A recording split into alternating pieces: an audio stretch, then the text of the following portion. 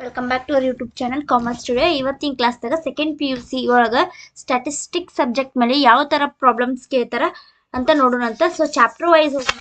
First chapter ಹೆಸರು ಏನೈತಲ್ಲ ನಿಮ್ದು ವೈಟಲ್ ಸ್ಟ್ಯಾಟಿಸ್ಟಿಕ್ಸ್ ಅಂತ. ಇದ್ರಾಗ ಎರಡು ಮೆಥಡ್ ಅಂದ್ರೆ ಫರ್ಟಿಲಿಟಿ ರೇಟ್ ಮೇಲೆ ಪ್ರಾಬ್ಲಮ್ಸ್ ಕೇಳ್ತಾರೆ ಮತ್ತೆ ಮಾರ್ಟಾಲಿಟಿ ರೇಟ್ ಅಂದ್ರೆ ಬರ್ತ್ ಮತ್ತೆ ಡೆತ್ ಇವು ಎರಡರ ಮೇಲೆ ಪ್ರಾಬ್ಲಮ್ಸ್ ಕೇಳ್ತಾರೆ. ಓಕೆ, ಅದ್ರೊಳಗೆ ಯಾವ್ಯಾವ ತರ ಅದಾವ ಅಂತ ನೋಡೋಣ.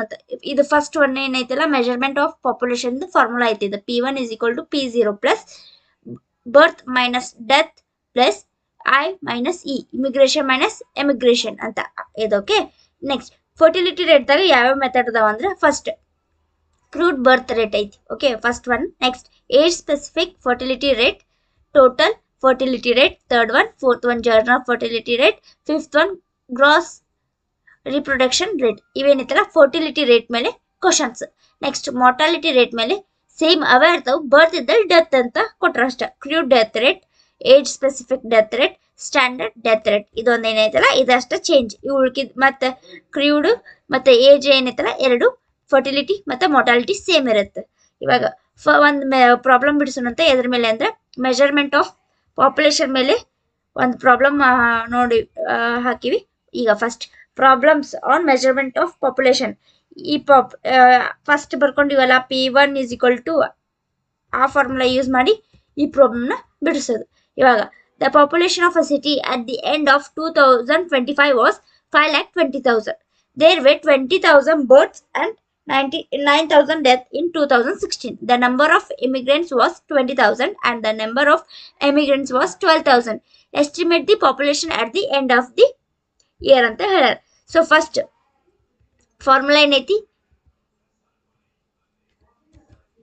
ಅದನ್ನ ಹಚ್ಕೋರಿ. ಓಕೆ, ಫಾರ್ಮುಲಾ ಏನೈತಿ P1 = P0 ಪ್ಲಸ್ ಇವಾಗ P1 ನಮ್ದು ಕ್ವಶನ್ P0 = ಕ್ವಶನ್ದಾಗ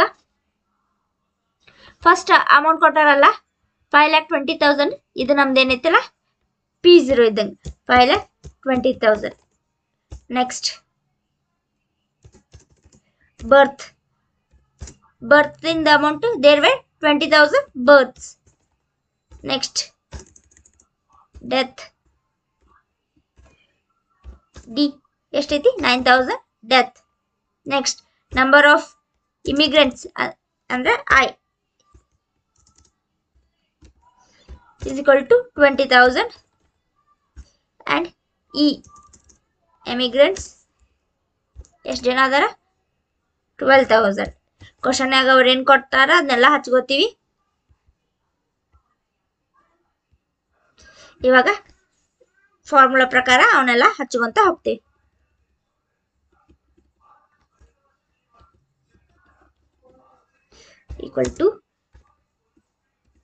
P1 = P0 ಅಂದ್ರೆ 5,20,000 ಅಂತ ತಗೊಂಡಿವಿ ಪ್ಲಸ್ ಬ್ರಾಕೆಟ್ ಹಾಕೊಂಡು ಬರ್ತ್ B - D ಐತಿ. So B 20,000 D 20,000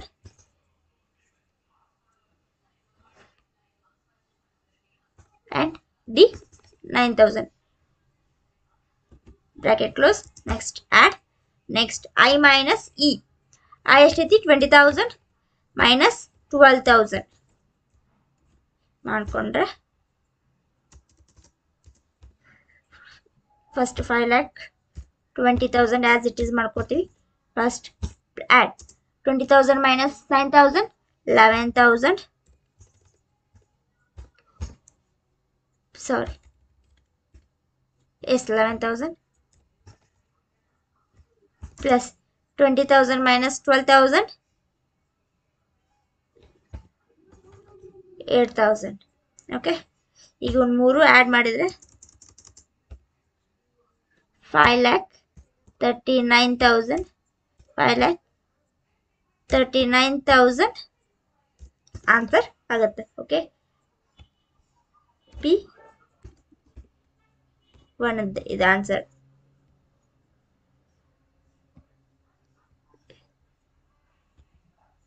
ಇದೇನೈತಲ್ಲ measurement of population ಇಂದ ಪ್ರಾಬ್ಲಮ್ ಆಗಿರುತ್ತೆ. ನೆಕ್ಸ್ಟ್ ಪ್ರಾಬ್ಲಮ್ದಾಗ ಫರ್ಟಿಲಿಟಿ ರೇಟ್ ಮೇಲೆ ಪ್ರಾಬ್ಲಮ್ಸ್ ಮಾಡೋಣ ಅಂತ. Thank you.